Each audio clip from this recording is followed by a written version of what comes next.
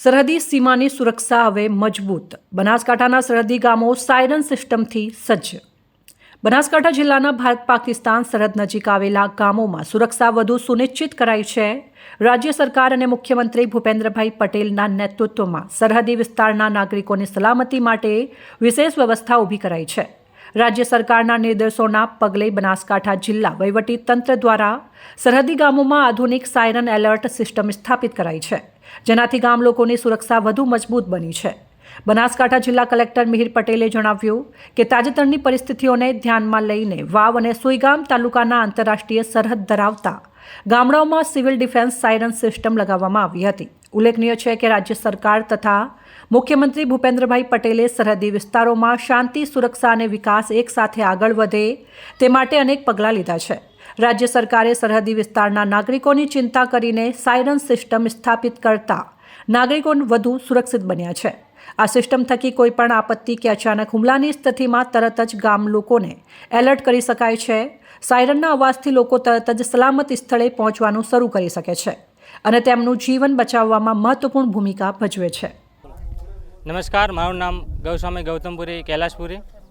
મારું ગામ દુધોસણ, તાલુકો સુઈગામ, જિલ્લો બનાસકાંઠા. મારું ગામ અહીં સરહદના વિસ્તારમાં આવેલું છે અને જ્યારે આવી આપાતકાલીન પરિસ્થિતિઓમાં સરકારે સાયરન લગાવેલું છે અને તેના કારણે ક્યારેક એવો સમય આવે અને સાયરન વાગે ત્યારે અમે સાવચેત થઈ જઈએ છીએ અને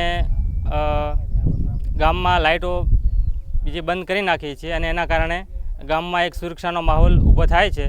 અને તેના માટે હું મુખ્યમંત્રી સાહેબ શ્રી ભૂપેન્દ્રભાઈ પટેલ અને જિલ્લા વહીવટીતંત્ર તથા કલેક્ટર સાહેબ મિહિરભાઈ પટેલનો ખૂબ ખૂબ આભારી છું. તાજેતરમાં બનાસકાંઠા જિલ્લાના આંતરરાષ્ટ્રીય સરહદ પાસે જે ઘટના બની હતી તેના સંદર્ભે તકેદારીના ભાગરૂપે વાવ અને સુઈગામ તાલુકો કે જે આંતરરાષ્ટ્રીય સરહદ પાસે આવે છે તેના તમામ જે ગામો છે એમાં સિવિલ ડિફેન્સ સાયરન લગાવવામાં આવ્યા છે. સરહદ પાસેના 24 ગામોમાં 3.5 કિલોમીટરની રેન્જ ધરાવતા સિવિલ ડિફેન્સ સાયરન લગાવવામાં આવ્યા છે અને બાકીના તમામ જે 121 ગામો છે તેમાં પણ આ પ્રમાણેની વ્યવસ્થા ઊભી કરવામાં આવી છે. આ ઉપરાંત કોઈપણ પ્રકારની પરિસ્થિતિ થાય તો તેની અગમચેતીના ભાગરૂપે જિલ્લાના તમામ જે પોલીસ સ્ટેશન છે તેમાં પણ આ પ્રમાણેની સાયરનની વ્યવસ્થા ઊભી કરવામાં આવશે તથા 14 તાલુકાના તમામ જે હેડક્વાર્ટર છે તેમાં પણ 8 કિલોમીટરની રેન્જ ધરાવતા સિવિલ ડિફેન્સ સાયરન લગાવવાની પ્રક્રિયા હાલમાં ચાલુ છે.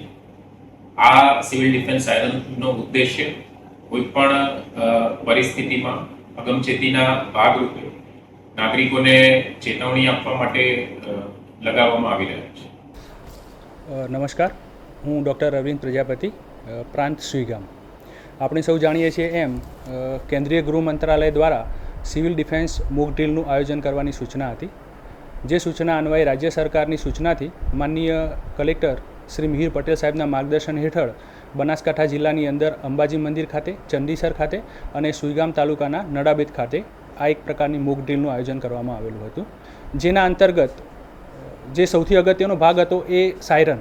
તો સુઈગામ તાલુકાની અંદર તાત્કાલિક ધોરણે બોર્ડરના 11 ગામડાઓની અંદર આ સાયરનનું ઇન્સ્ટોલેશન કરવામાં આવ્યું હતું અને ત્યારબાદ બાકીના ગામડાઓની અંદર પણ આ સાયરન પૂરી પાડવામાં આવી છે, જેના ઇન્સ્ટોલેશનની કામગીરી અત્યારે હાલમાં ચાલુ છે. એ સાયરન બે રીતે કામ કરે છે. એક વોર્નિંગ સિગ્નલ તરીકે કે જેની અંદર કોઈ આવો સંભવિત હવાઈ હુમલો કે કોઈ ઇમરજન્સીની સ્થિતિ આવે તો એ સાયરન વાગશે અને જ્યારે બીજી જે સિગ્નલ છે એ થોડાક સમય માટે અને એક સ્થિર સાયરન વાગશે, જેના આપણે ઓલ ક્લિયર એટલે બધું ઓકે થઈ જાય ત્યારે એ સાયરન વાગે છે. આ જે સાયરન છે એ સાયરન એ ખરેખર તાત્કાલિક નાગરિક પ્રતિભાવ એટલે કે લોકોના ક્વિક રિસ્પોન્સ માટે બહુ અગત્યનો ભાગ ભજવે છે અને આપણે આખા બનાસકાંઠા જિલ્લાની અંદર માનનીય કલેક્ટર સાહેબની માર્ગદર્શન હેઠળ આપણે સિવિલ ડિફેન્સ ટ્રેનિંગ પણ આપેલી છે કે આવી જ્યારે કટોકટીની સ્થિતિ કે ઇમરજન્સીની સ્થિતિ કે યુદ્ધની સ્થિતિ આવે છે ત્યારે આપણે શું કરવાનું છે. તો લોકો પણ આનાથી વેલ ટ્રેન્ડ છે. જેમ કે આવું સાયરન વાગશે ત્યારે એ પોતે સુરક્ષિત જગ્યાએ જતા રહેશે, પોતે જે કંઈ પણ એક્ટિવિટી કરતા હશે એ એક્ટિવિટી બંધ કરી દેશે. જે વોલેન્ટિયર્સ હશે એ બાળકો, વૃદ્ધો, દિવ્યાંગોને પણ સુરક્ષિત જગ્યાએ લઈ જશે. ખોટી અફવાઓથી દૂર રહેશે. વહીવટીતંત્ર દ્વારા જે સૂચનાઓ આપવામાં આવતી હશે એનું ચુસ્તપણે પાલન કરશે.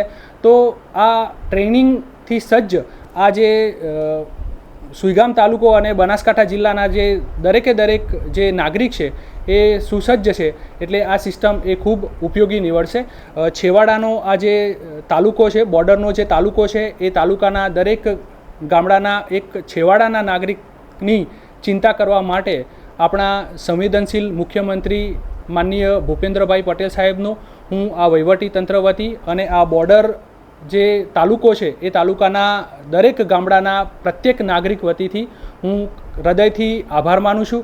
અને સાથે સાથે આશા વ્યક્ત કરું છું કે આ જે નવી ટેકનોલોજી છે કે જે સાયરન જે દરેક ગામની અંદર ઇન્સ્ટોલ કરી છે એ જ્યારે પણ આવી કોઈ કટોકટીની સ્થિતિ આવશે, ઇમરજન્સીની સ્થિતિ આવશે કે કોઈ પણ પ્રકારની યુદ્ધની સ્થિતિ આવશે ત્યારે એક સચોટ માહિતીથી લોકોને વાકેફ કરવા માટે, એક ચેતવણી આપવા માટે અને જે આપણે નાગરિકોને સુરક્ષિત કરવા માટે જે રાજ્ય સરકાર જે સતત ચિંતા કરે છે એમાં 100% આપણે સફળ થઈશું.